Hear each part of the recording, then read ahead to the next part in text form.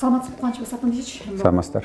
Эми азыркы кыска нуска айтып берсеңиз, деги эле азыр Кыргызстанда кырдаал кандай болуп атат? Обстановка өтө жөнөкөй эмес, өтө оор маалда. Кыш мына кычырап келген турат. Даярдык жок, бюджетте нөлгө барабар.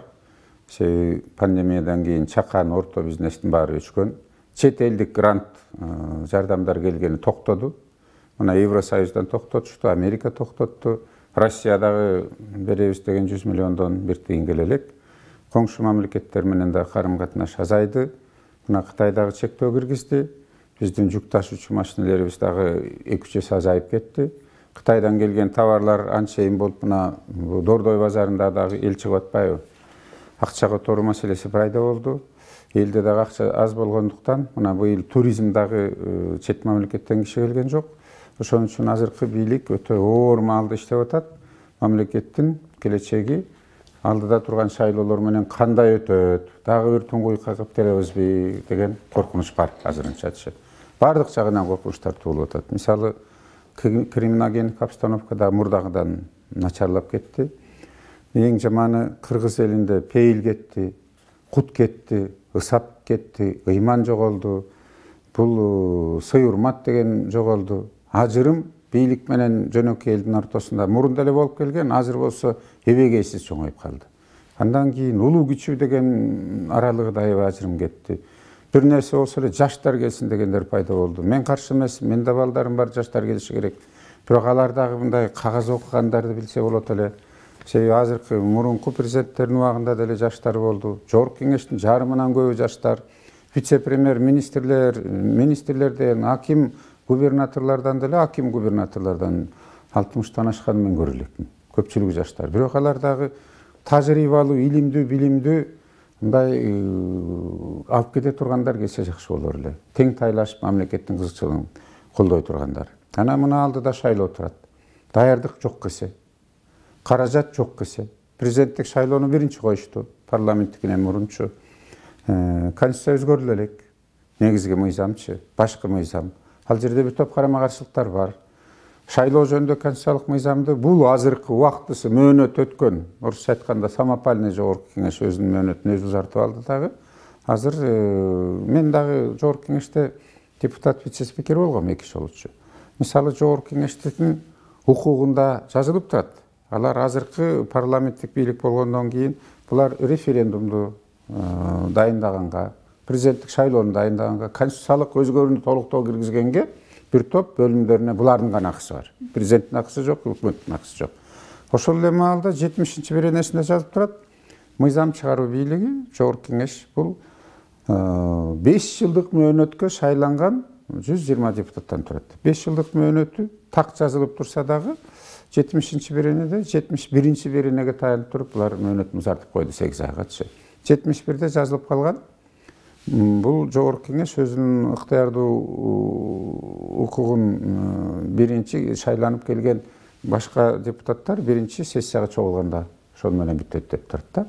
Бул ошонун негизинде бул конституцияда ушундай карама-каршылыктар пайда болуп калбады. Ошонун негизинде булар мөөнөтүн узартып койду. Эми андай болсо 30 жыл 50-ге деле узартып алышсын. Кайра шайлоо өткөрүү эмне кереги бар? Мындай карама-каршылыктар көп болуп атат. Ошон үчүн биринчи баш мыйзамды өзгөртүп алсак жакшы болмок. А дегенде баш мыйзамды өзгөртүп ушу жогорку кеңештин укугу болгондон кийин жаманбы, жакшыбы сактасак, бул 28 октябрга чейин ушул өзгөртүүлөрдү кабыл алып койгон жакшы болмок. Бир топ беренелери карама-каршылыктар бар. Мен дагы бир ооз айтып кетким келет. Мисалы, президенттин укугу да аябай чектелген. Бүгүнкү күндө мамлекеттин биримдигин, туруктуулугун, коопсуздугун, экономика чарба иштеринин сөзсүз мурункулары деле болуп келген. Баарын өкмөт аныктайт, жооп берет деп турат. Ошол эле маалда коргоо мамлекеттик комитети түздөн түз президентке башчы, мамлекеттик коопсуздук комитети президентке башчы. Мамлекет башчы болгондон кийин мисалы сырткы саясатты, ички саясатты дагы өкмөт аныктайт деп турат. Анан ушу президент коңшу мамлекеттер ОДКБга барабы, ШОСко барабы, Евразэске барабы, КМШга барабы, сиздер коюп тургула президенттер, мен барып премьер-министрден уруксат сурап келейин дейби. Премьер-министр өз жалгыз сиз кол койсоңуз болот же болбойт деп айтканга укугу жок. Себеби конституция боюнча жазылып турат, өкмөт бул коллегиалдуу орган депчи. Ал деген көпчүлүктүн катышуусу менен, көпчүлүктүн добушу менен маселе талкууга алынып туруп, добуш менен бекилет дагы ага премьер-министр жанынын орун басары болгонго акысы бар. Демек бул жерде карама-каршылыктар болуп турат. Ошол эле маалда мен жаштар келгенине каршы эмесмин деп атпаймынбы? Бирок аларды даярдасак жакшы болот эле, бир кагазды окуй албагандар келип жаман уят болбодукпу? Мисалы 21 жаштан Жогорку Кеңештин депутаты өйдөгүлөр 20 Жогорку Кеңештин депутаты боло алат деп жазылып калган. Эми ойлоп көрсөңүздөр, 11-класста 18 жаштагы бала бүтүп атат.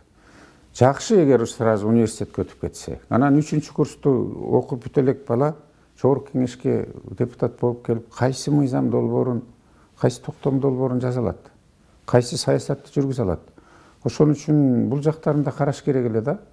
Анан мамлекет башчысына укукту да бериш керек эле, сурап да алыш керек эле. Себеби 120 депутат парламенттик бийлик болгону менен 120 депутаттын кимиси жоопко тартылды. Тескеричи болбоду. Анда өкмөт башчысы буна толук бийликти бериш керек дагы. Мисалы Армениядагыдай эле президент ба королдо отура берсин. Анда президенттен элдин да сурагандай чакысы жок болуп калат да. Андайлар бар. Мисалы Германияда федералдык канцлер Ангела Меркель жетекчилик кылат дагы, Штайнмайер президент, ал баягы представительский майрам сайрамдарга катышат, анча-мынча указдарга кол коет. Англиянын королевасы деле ошондой. А бизде деген момундай маалда анда президенттик бийликти жоош керек, өкмөткө бериш керек. Жолбосо президент жалгыз жооп бериш керек. Туура айтасыз да. Бирок негизи эле ушул учурда, ушул моментте биринчи мыйзам боюнча президенттик шайлоо өтүш керек беле же парламенттик шайлоо? Азыр туңгуйга баратабыз. Президент кимдин алдында ант берет? Ушул самапалдуу парламенттин алдынабы? Негизи бул парламенттик шайлоо закон боюнча өтүшү керек болчу. 120 депутаттан турат, бирок партиялар жөнүндө 71 беренеде Конституцияда бир да сөз жок.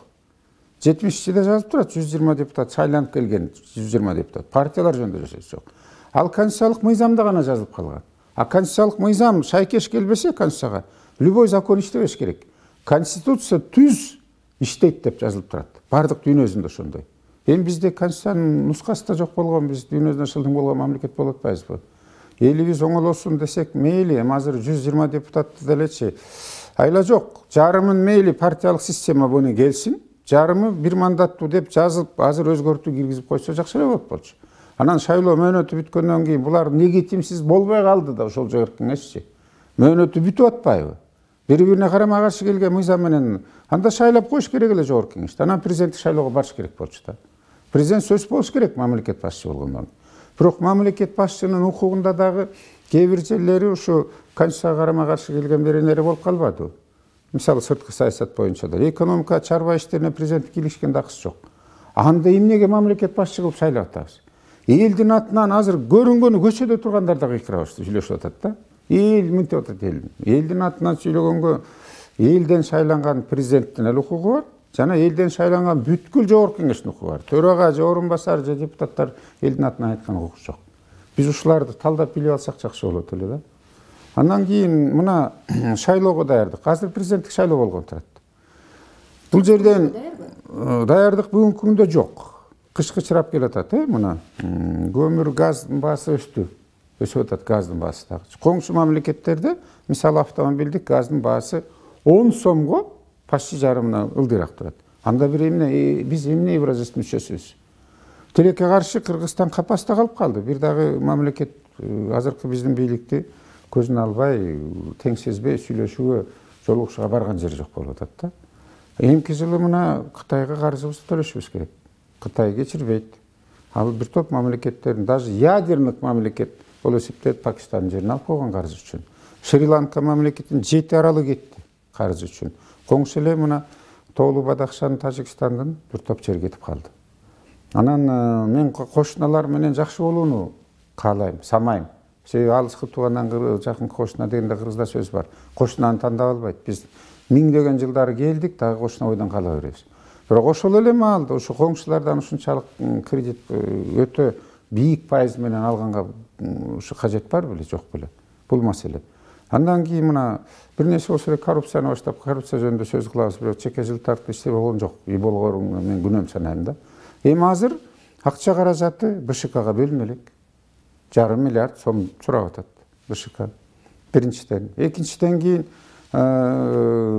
мына тиги Садыр Жапаров дагы айтты, ушу марттын аяк жагында мурун 1,5 жылда болбойт деп аткан, 21-жылда. Эми азыр айтып атат, марттын аягында жогорку кеңештин шайлоосу болот.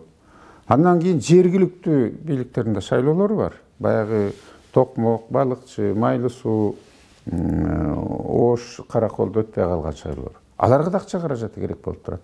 Бул бир четтеңиздер. Экинчиден, аны уюштуруу иштери дагы бар. Мисалы, БШК мен сентябрь айынан баштап тревога кылгам. Айланайын БШК, силер деген АСУ жанагы автоматик система биз берип атпайбызбы? Добуш берерде 5 манжаны басып. Мына ушу Сооронбай Жээнбековдун шайлоого барганын, төрага жана Дастан инибиздин шайлоого барганын бүт массалык маалыматтан көргөзүп атпайбы? Ошондо Сооронбай Жээнбеков оң колун баш бармагын андан кийин 4 манжасы менен чыгара албай. Жана асуудан чыкпай. Сол колунун 5 манжасы менен чыгара албай калгандан кийин айла кеткенде маңдайында отурган аял кагазды чыгарып берип анан бюллетень албады. Бул асуулардын жана серверлердин мөөнөтү кеткен. Жокко барабар нерсе менен шайлоого барып атабыз. Бул бир четтеңиздер. Мына менин колумда турат. Сентябрдан баштап тревоганы курдук элек. Бирөө угуп койгон эмес. Мына ошонун кесепетинен 4-октябрда келип чыкты. Мен официалдуу түрдө запрос кылгам.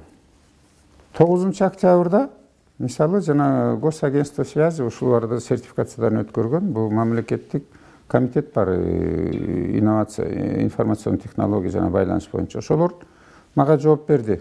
Мында. Бирде жазып атышат. 16-жылы февраль айында андан мурун бул Швейцариянын өкмөтү каржылап Кыргыз өкмөтү тендер өткөргөн дагы, анан Түштүк Кореянын заводу Миру Систем деген тендерди утуп алган. Ошолор алып келген 1900 асуу аппараттары жана шайлоо участоктарында тургандардычы. Алып келгенде Кыргызстандан алар сертификаттан өткөн. Февраль айында 17-жылы. Алар сертификаттар 1 жылга берилет. Бул биринчи эле жолу эмес, андан мурун да алып келгендерди каралган. Андан кийин жергиликтүү шайлоолор өттү, жогорку кеңештин шайлоосу өттү. Андан кийин тиги президенттик Сооронбай Жээнбековдун шайлоосу өттү. Ошолорго колдонулган аппараттар буларчы. Анан эмнеге дейт ошол асууларды Түштүк Кореядан, а серверлерди Кытайдан алыныптыр. Булардын мөөнөтү бүткөндөгү жөнүндө мына сертификатты печаттар менен заверт этип берди. Мынакей. Ошондо мөөнөтү бүткөндө канча жыл болгон? 2 жылдан ашты. 3-жылга кетти. Буларды ремонттогонго болбойт деп атат. Анын үстүндө эки мамлекеттен чыккан аппараттар менен колдонуп атабыз. Айым Шайылдабекова октябрда, сентябрда биз ошондой массалык маалымат каражаты аркылуу кайрылсак, ал айтты, бизде деле мастерлер пайда болгон, өзүбүз эле оңдоп алабыз депчи. Анда оңдоп алса, президент менен тиги төрага барганда эмнеге иштебей атты? Эми бул Бишкек шаарында. Алыскы тетиги Сүлүктүдө же Акталандын бир районунда же Көлдүн же алай жактан ким барып оңдойт анычы? Шайлоо күнү кайсы менен спутник менен учуп барып оңдоп келеби? Анын үстүнө бул жерде жазылып атат. Мына англис тилинде. Анан бул заводдун өзүнүн гарантия срогу жазып атат. Бул жерде башка деталдарды койгонго уруксат эмес деп атат. Жарабай калат дейт. Ошол аппараттарга сөзсүз түрдө тиешелүү температурада, тиешелүү жерлерде сакталыш керек деп атат. Нормалары бар алардын. Бул жерден пренебрежительно этип, же болбосо өзүн өзү билемдигин, инструкцияны бузганга болбойт деп атат. Себеби кепилчилик биз анда бере албайбыз деп атат. Расходный деталдары кээ бирлерин срок годностун убагында алмаштырып туруш керек деп атат. Анан обслуживание жасаганды только ошо завод жасаш керек деп атат. Көрүнгөн мастерлерди алып келип жасаганга болбойт деп атат. Мисалы ошо Казакстан же Кытайдын деталдарын бул Южный Кореяныкына коргонго болбойт деп жазып турат. Мунун гарантийный срогу 3 жыл болгон. 3 жылды бергенде мына октябрь 2016-жылы акыркы жолу беришкен дагы, андан 3 жыл болгондон кийин октябрь 2019-жылы бүтүп атпайбы. Ошон үчүн азыр ойлоп көрсөңүздөр, бизде участоктарда боюнча калган ошол аппараттарчы кайсы шартта сакталып турат. Азыр мына кар жаап атат уже бир топ региондордочу. Кээ бир жерде ным болуп атат, үстүнөн суу агышы мүмкүн. Кээ бир жерде өтө ысык болду. Ошондой шартта сакталган аппаратуралар бүгүн иштейби же жокпу? Ким кепилдик бере алат? Же 4-октябрь 11 январда кайталанабы эмки жылычы. Буга эч ким кепилдик бере албайт. Эмнегедир мен мына 5 октябрда колун койдуруп БШКга дагы кайрылдым. Жооп бербей коюшту. Булар жоопкерчиликтен качып атат. Эми биз мамлекеттин келечегин аныктай турган өтө оор маалдагы шайлоого келатабыз, президенттик шайлоого. Эми каалайбызбы, каалабайбызбы 10 январда өтө турган шайлоо турат. Андан кийинки жогорку кеңештик, андан кийин жана жергиликтүү шаарлардыкы дагы, жергиликтүү кеңештердик. Биз ушулар менен кандай чабарабыз?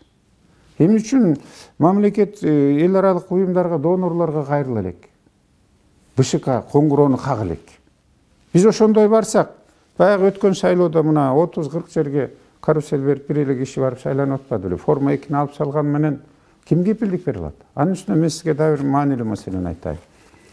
4 миллион 442 биздин жараныбыз шайлоо 442 миң биздин жараныбыз шайлоо укугунан ажырап калды. Октябрда. Биометрикалык паспорту жок депчи. Биздин жарандардын бир тобу ошол 1,5 миллионго жакын шайлабай калбады. Мигранттар да катышпай калды. Булар паспорттарын мөөнөтү бүт элек, мурунку ID карточкаларчы. 2023-24-22 жылга чейинки 10 жылдык мөөнөт алган паспорттар. Биометрика бул каалоо түрүндө болгон иш болчу. Мен дагы ошо өзүмкүн алмаштыргам, үй бүлөм менен барыпчы. Бирөө топ айтып атат, биз деген аны менен аял алып атабыз, соода ишин кылып атабыз, коңшу мамлекетке чыгып кирип атабыз, соода сатыкты жүргүзүп, машина аламбы, үй аламбы, ал паспорттар жарайт. А эмне үчүн шайлоого жарабайт болуп атат? Ал шайлоого бизде шайланганга жана шайлоого укугу бар кыргыздын жарандарынын. Конституцияда жазып турат. Аны закон менен чектеп койгондой бул жогорку кеңештин акысы жок болчу. Жолбосо бул асуунун баарын чыгар жумуштан колго санаган. Мына Америкада эле колго санап атат. Анда колго санайлык. Анда мисалы 16 партия чыкты беле, ошол комиссиялардын мүчөлөрү 16 партиянын өкүлдөрү болуш керек. Азыр 10дон ашып атат президент болом дегендердин саны. Анда ар биринин өкүлдөрү да катыш керек, эртеңчил болбош үчүнчү.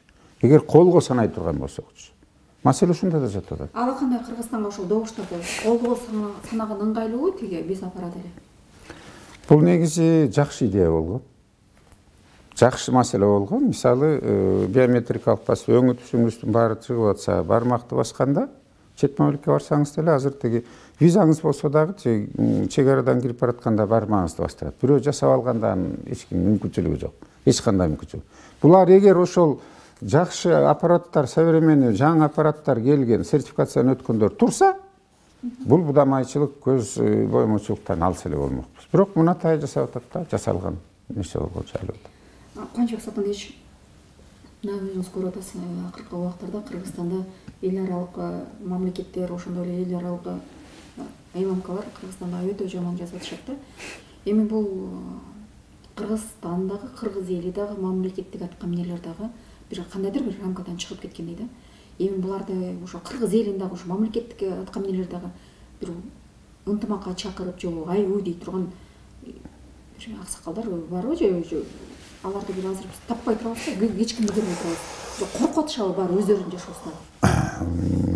Эгер жаманбы, жакшыбы баарыбыз мыйзам чегинде жашасак, анда жакшы болот эле. Мыйзам сиз айткандай андан чыгып кеткенден кийин коңшу мамлекеттер дагы бизди жапай мамлекетте көрүп атат да. Мына Россиянын Госдумасынын РТР каналынан депутат айтпадыбы? Киргизация болуп атат. Мына Америкада да киргизация болобу депчи. Шайлоо ОБС, анан МПАдан, парламент ассамблеясынан келип баары жакшы деп кеткен. Анан кыргыздар жакпай калса эле көчөгө чыгып басып алып, анан бийлигин талкалап, өрттөп кылып атат деп. Мен мисалы ушул талап тоноо өрттөөгө каршымын. Сиздер биздин эле элдин чөнтөгүнөн кайра мына калыбына келиш керек. Мына ак үйдүн ишмалдасын чыгарып салышты. Ошол эле жаштар келип турупчу. Ичине туалет тагылышты, өрттөп жиберишти. Баалуу документ материалдарды мебель себебин талкалап бир тобун көтөрүп чыгып кетишти. Эми 1,5 миллиардтан акча азыр сарп болгон турат кайра делечи. Бул мамлекетке зыян болуп атпайбы? Анан мыйзам менен жашаса кандай болмок эмес? Бизде деген көчөнүн бийлиги эмес, мыйзамдын бийлиги болуш керек. Мыйзамдын диктатурасы орномоюнча башаламандык боло берет. Демократия бул мыйзамдуулук. Биз ошо баш ийбей калдык да. Биз мамлекеттин келечеги болсун десек, ар бирибиз жоопкерчилигибизди сезишибиз керек. Жеке эле тиги бизди милиция кармап кетип түрмөгө камаган эмес. Адамгерчилигибиз, жоопкерчилигибиз болуш керек. Эртеңки урпактарды кантип карайбыз ушундай менен кеткендечи. Анан азыр ар кандай мнениелерди айтып атат. Мен да бир топ аксакалдар менен жолугушуп атам, сиз айткандай. Түштүктүк болобу, түндүктүк болобу, чүйлүк бишкектиктер менен алар дагы айтып атат, койку достор эле бөлүп алабы бийликти депчи. Мурун семейный клан десек, андан кийин достордун кланы болуп, бул эмне болуп баратабыз депчи. Негизи азыр кечигип атабыз десек да болот. Ойлончу ойгончу маал мурун эле келген. Азыр кечигип баратабыз. Ошон үчүн мыйзамдык талаадан чыкпай, бул шайлоону тынч өткөрбөсөк, мамлекетибиз жоголуп кетчү маалда турабыз. Мамлекет Кыргызстан тарап кетсин дегенде да ички сырткы күчтөр бар. Керек болсочу. Алыскы мамлекеттерден баштап, коңшу эле мамлекеттерден дагы бар андайларчы. Анан ким кепилдик бере алат? Ушу 10 январда тынч өтөт депчи. Эч ким бере албайт. Ошону да кайра күчтөрдү элдин баарын чогултуп келип, акча берип, тамак берип, дагы митинг абайт этебизби? Аны кылтыйып, башын күтүп жаткан саясатчылар да бар. Андан кийин бул жерден кандидатурасын бир тобу кое албайбыз деп, ошол депутаттар да, мисалы Касым Алиева, вице-спикер, биринчи айтты, мени коркутуп атат депчи. Андан кийин бул азыр Канат Исаев дагы төрагалык жумушун тапшырып атканда сессиядан айтты, коркутуу үркүтүү менен бул алыс барбайбыз биз депчи. Андай менен бара албайбыз биз деген тилекке каршы. Мына мурунку президенттин убагында дагы, бул Жээнбековдун убагында бир топ тырмакча калганда атактуу кылмышкерлер түрмөдөн чыгарылды. Алар азыр бош жүрүшөт. Ошол убагында коркутуу үркүтүүлөр башталган. Негизи биз 2010-жылы 7-апрелдеги төңкөрүш менен келген самопальный, самозваный өкмөттүн ошонун жыйынтыгында отурабыз. 11 жыл болот жакында. Аңгекке салган, дагы бул 10 жылдан ашык биз ал аңгектен чыга албай отурабыз. Бизди ошондо сазга батырган, сазда калып калдык. Эми азыр пандемиянын экинчи толкуну келип атат. Келейген Европаларда, Америкаларда кандай азыр оор акыбал болуп калды. Ошо киргизацияны Америкага жылдыралы деген саясатчылар болуп атпайбы? Эмне биз ушунчалык шерменде болуп бүтпөдүкпү? Эми о пандемиянын экинчисинде мына өлүм житимдер көбөйө баштады. Бишкекте өзгөчө жугуш оорулар. Бул жашы келип калгандар эле эмес, жаштарга жугуп атат. Мына жакында эле 10 бала, кичинекей балдар бир эле жерден жукты. Бул ооруга биздин даярдык барбы? Жок. Мисалы мен Туркияга аэропортко кирип баратсам, мени текшерди. Температурадан баштап тиги бардык менин справкам барбы же жокпу. Айрыл бизге учуп келсек, караган киши жок элдер. Кайда? Тояштар көбөйдү азыр, юбилейлер көбөйдү кайра. Эми мына шайлоого элдин баары чогулуп атат. Чогулат дагычы. Демек, бул мамлекеттин коопсуздугу кайда баратат? Ошон үчүн биз бычактын мизинде турабыз азыр. Кыргыз мамлекети бычактын мизинде туруп калдык. Эгер ушул шайлоолор дагы башаламандык менен бүтсө, мына колунда бар кишилердин баары көчүп кетти. Кетип атышат. Кайсы инвестор келет азырчы? Инвестор эмес, мамлекет аралык келишим түзүлгөндөр аткарылбай, бир тыйын Кыргызстанга келбей калды. Анан мамлекетибиздин келечеги болооруна ишенбей, жаштарында кетип атканы ошондон күчөп атат. Кайра күттөбү келбейт. Ал үйдүн жанындагы тосмонун алынышы бул көркү келтирер эмеспи? Негизи бийлик тосмосу жок жашаш керек. Биз иштеп турганда, биз жана азыркы өкмөт отурган ачык эле жерде иштегенбиз. Анан бирок бүгүнкү күндө кандай болот? Анда каалаганы барып, азыр онунда дагы жакпай калса барып, анда тосмос жок эле секирип кирип ичине. Мурун секиргендер соттолбоду эле. Мүмкүн ошолдугунан жини келип алдырыштыбы. Анан эми анда жеке эле ак үйдө эмес, бир топ мамлекеттик жерлерде, мисалы күч структураларда же бул акыйкат министрлигинде деле турат заборлорчу, милиция кайтарып тыгып кылат. Анда бүт баарын алып салыш керек. Бирок бүгүнкү маалда, бүгүнкү азыр чоң саясий маселелер алдыбызда турганда, ушул керек беле ошо каражаттарды кайра кетирип ушунчалыкчы. Ушуну өткөрүп албайлыбы? Биз өзүбүз ичибизден оңолбойлу жарандарчы. Мен кыргыз деп согот жүрөгүм. Бирок өзүбүздөн жана жол картасын баштап, эми тилекке каршы 100% төп келген бир кандидатты азыр көргөн жерим жок. Мен Кудаймын дегенден баштап, инибиз Мотуевка чейин кандидатурасын коюп атат. Ошолорду көргөн мен коңшу мамлекеттен саясатчысы эмес, даже жөнөкөй кишилер да бир жери менен күлүп атпайбы? Кандай болот? Азыр деген чек ара маселелери чечиле элек. Биздин коопсуздугубуз бүгүндө чечилди дегенден алыс болуш керек. Баягы башка динге көчкөндөр дагы көбөйүп атат. Хизбут Тахрир буларчы. Уйгу көбөйгөндөн көбөйүп атат. Коңшу мамлекеттер да Кыргызстанды таратып туруп, алсыздандырганга аракет кылып атышат. Ошону менен мына дүйнөсүндө дагы стабилдүүлүк жок. Карабах боюнча Армения менен Азербайжан салгылашып атат. Украина менен эмне болду? Эмеде Минскте деле, Белоруссияда да тынчтык митингдери болуп атат, боло берет. Дагы качан бүтөрү белгисиз болуп атат. Кыргызстан бул жерде уйгуна айланып калдык да. Бүт дүйнөсүнө шерменде болуп бүттүк, уят болуп бүттүк. Мындан чыгаар бир эле жолу бар, бул мыйзамдуулук аянтка келиш керек, сиз айткандай. Анан шайлоолорду жакшы таза өткөргөнгө аракет кылалык. Бизде бир да шайлоо таза өтүп бүтө элек. Ошон үчүн ушундай башаламандык болуп атат. Чоң рахмат.